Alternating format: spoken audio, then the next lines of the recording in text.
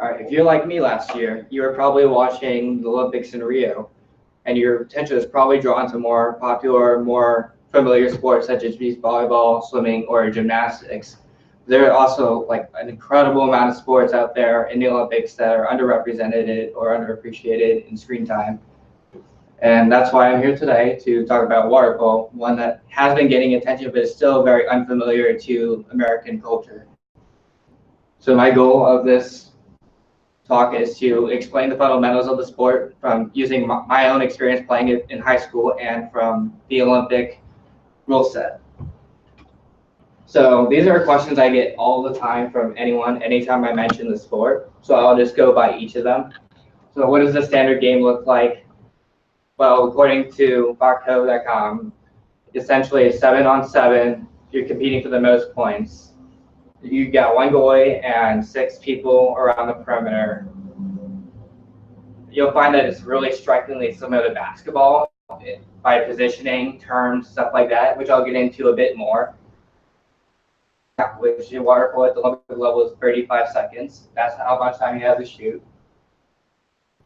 How deep is the water? Approximately 2 meters deep at the Olympic level. That's deep enough to a point where athletes cannot touch the ground, which leads into my next question. Can you touch a pool? No. Even at my level, when you're in a competitive swimming pool where there's a shallow end and then it goes into a deep end, I still couldn't touch the bottom. It would be an offensive on my part. And that's something that your teammates do not like because it's something to avoid very easily, especially with training. Does it get rough? Yes, very rough.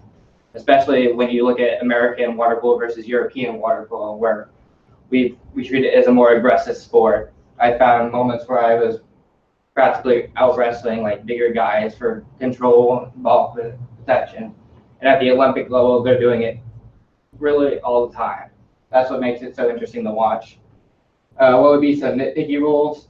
That would be things like I can't push the ball underwater, and some things like I can't hold it with 2 hands, only a goalie can. And then last one, can you drown someone? Nope, that's one of the easiest ways to get ejected. Trust me, I've been on both sides of that.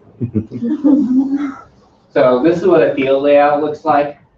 From here, you got your 2-meter line, which is 2 meters from the goal post, 5 meters out. And then if you go to the offense, you see the similarities to basketball, where it's structured all around the perimeter. And then you got your center here who has the best shot. And your goal is to get it around here by working your way to the flash here at the 5-meter line. Then again to the wings who have an easiest pass right here.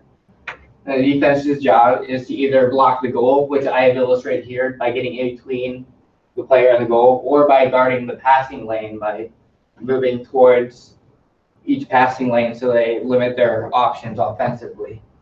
And there are many fouls that you can get that change the gameplay. Offensive fouls would be something like pushing the ball underwater, like I mentioned earlier, or just simply throwing it out of bounds.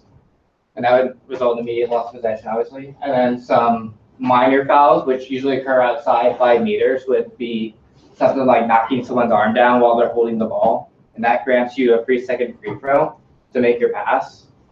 And then there are major fouls, which usually occur within 5 meters, or depending on the severity of the foul. That could be something like interrupting the free throw or impeding someone from swimming, like I can't push him back while he's trying to do his strokes. And that would result in a 20-second ejection, which puts the team down. It's kind of like hockey where you have power plays. And if that happens, it looks something like this, where you're allowed to put another person in. So now you have 2 people in an optimal shooting position.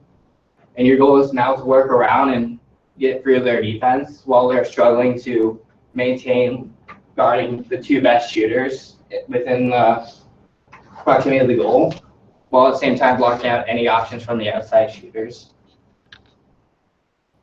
So what does an Olympic game look like?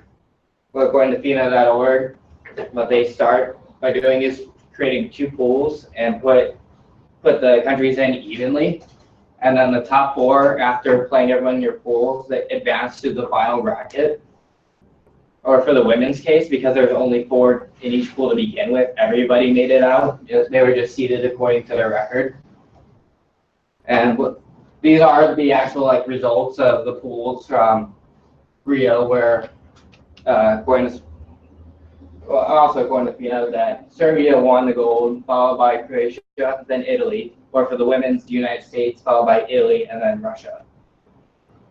And these events, along with a few other sports within the same time frame of the showing, according to sportsvideo.org, achieved about 487,000 viewers. And that's all I have. So now you know the fundamentals of the sport, and you can yell at the bad refs in this sport too. So, any questions?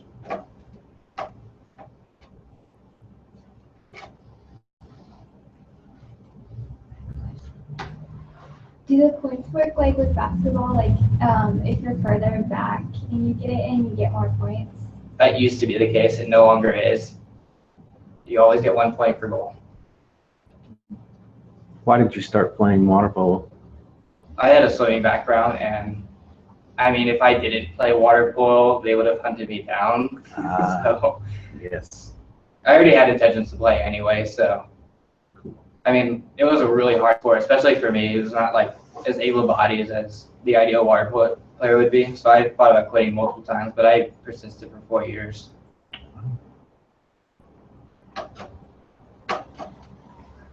Great. Thanks, Mark.